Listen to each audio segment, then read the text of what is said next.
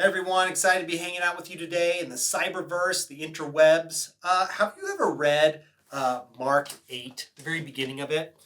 It's this really cool story about Jesus feeding the 4,000. Yes, you heard that right, the 4,000. We like to talk a lot about Jesus feeding the 5,000, but we don't really talk about Jesus feeding the 4,000 all that much, which is interesting and funny because you would think that the disciples, after having this large crowd of 5,000 people, 20,000 or more when you count for everyone, and him doing this amazing miracle with the loaves and the fishes, that they would think, okay, crowds without food, this is not a big deal for Jesus. But get a load of this. During those days, another large crowd gathered. Since they had nothing to eat, Jesus called the disciples to him and said, I have compassion for these people. They have already been with me 3 days and have nothing to eat. If I send them home hungry, they will collapse on the way because some of them have come a long distance. How amazing is that? Jesus is teaching. He's teaching these people about who his Father is, about how much he loves them, and how he created them for a plan and a purpose. And he notices that they're hungry, that they haven't eaten in a few days, and they're getting worn out, they're getting tired, they're losing steam. And Jesus has compassion on them. He sees their need, he sees their stuff and says, hey, guess what? We're going to meet that need. We're going to step into their world and we're going to do this thing. And he had already done it once, and he's going to do it again.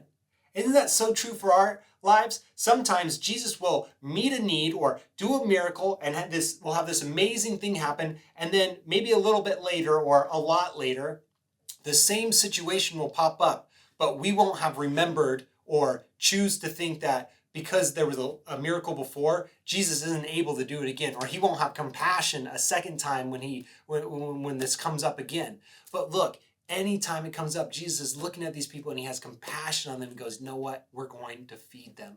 And he wants to do the same thing with you. Whether it's a first time, a third time, a 100th time, Jesus wants to help meet your needs. He's there.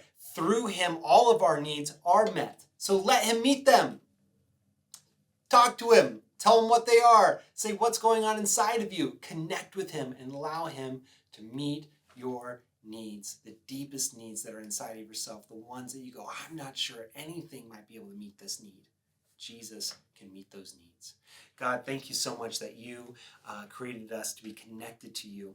You send your son Jesus down here to earth to restore relationship between us and you, and that our needs, our deepest needs, can be met. And that, Lord, you have a desire to meet those needs, to grant us the desires of our heart, to see the things that we need come to fruition.